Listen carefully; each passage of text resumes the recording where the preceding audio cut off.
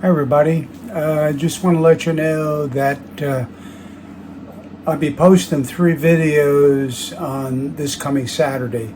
My shoulder surgery will be this coming Friday, so I've been working on the videos.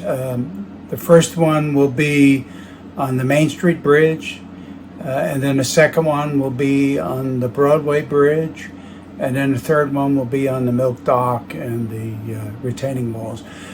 Altogether, they would have been too long, so that's why I broke up into 3 of them. So after this weekend, I'll know next week whether or not I'll be able to go back out and start working on the layout, or how long it'll take.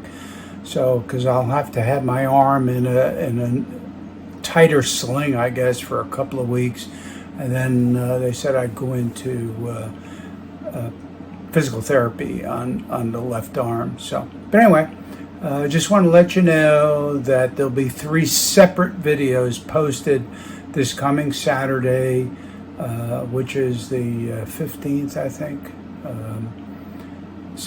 But anyway, we'll see you when I can come back and do some more work. Thanks for watching everything. Appreciate it. Bye.